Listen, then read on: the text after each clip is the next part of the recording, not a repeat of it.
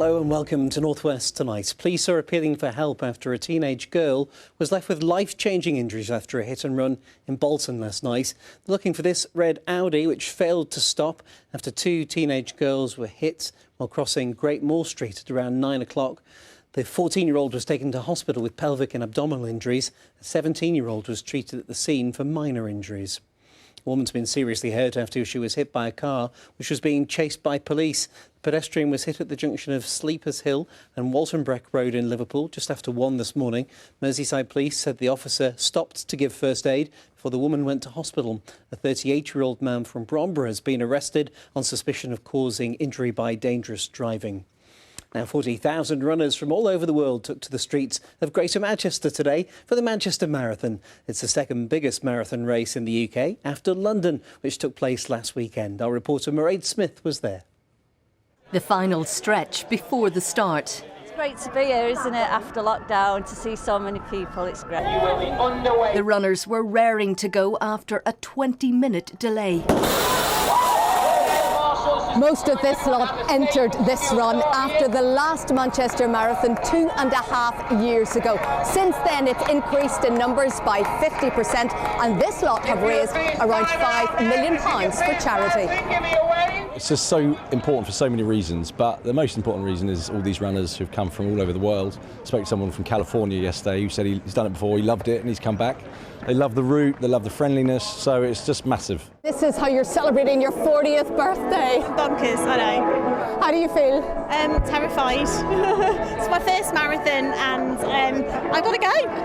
So thanks. This flat course is perfect for first-timers and old-timers. London last week, Manchester this week. I'm 83 years old and I'm running for the Christie. I had lymphoma in 2008 and had 6 months chemotherapy at the Christie. And as this race ends, plans are already in place for the next one. Of the 2021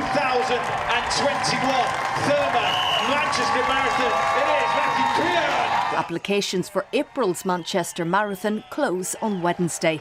Mairead Smith, BBC North West Tonight, Manchester. The RNLI is celebrating 130 years since its first ever street collection, which took place in Manchester city centre. It was started by a local businessman after 27 men from Southport and St Anne's lost their lives while trying to save sailors off the Fylde coast.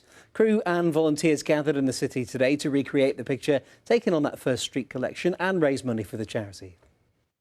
We've got lots of people that have been super generous. It also is helping promote sea safety, which hopefully if people do staycations, they'll have a little bit more idea about how to keep safe around the coast. The RNLI's mantra is to end preventable loss of life at sea. Right, sport now, and in Rugby League it's another good day for the Saints as they've won the Women's Super League trophy, hot on the heels of the men who won the third grand final yesterday. St Helens women beat 2019 winners Leeds Rhinos 28-0 and captain Jodie Cunningham lifted the trophy to cheers around Headingley. In the fourth season of the Women's Super League, winners St Helens become the first team to win the treble. And in Women's Super League, Everton women were beaten 3-0 by top-of-the-table Arsenal women. Tyson Fury's beaten America's Deontay Wilder with an 11th round knockout to retain his WBC World Heavyweight title. Both men were knocked to the canvas as momentum shifted from one round to the next. As the win, Fury described himself as the greatest heavyweight of his generation.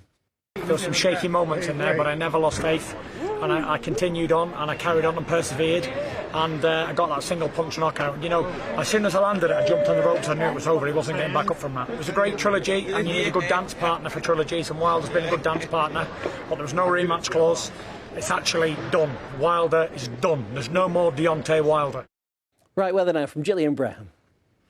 Hello there, good evening. I hope you've been able to make use of some of the brighter spells today, but it is going to get a bit cooler overnight tonight. So a bit of cloud around at first, but then those clear spells start to push in into the early hours, so it gives those temperatures a chance to get back into single figures. So it is going to be a cooler night, light wind still, but a cooler start to the day tomorrow. A bit of cloud around in the morning, I think, but gradually as we get into the afternoon, plenty more brightness and a bit of sunshine to come. Temperatures up to around 15 Celsius. So into the next few days, we are going to notice those temperatures staying roughly where they should be for this time of year. So it is feeling a bit more autumnal. There'll still be some brightness, but also the opportunity for a spot of rain or two. Thank you, Gillian. Stay up to date with the weather forecast online at bbc.co.uk/weather. Now, just before we go, a reminder about the new breakfast show on BBC Radio Manchester. Michelle Dignan has all you need to know to get you going in the morning. Plus, she's got some great music too. Don't forget you can listen on BBC Sounds on good old 95.1 FM or on Freeview TV channel 719. Right, good luck, Michelle. That's just about it from me and the team for now. I'm back with the late news here on BBC One. That's just after 10:20. In the meantime, stay up to date with us online and do have a very good evening. Bye-bye.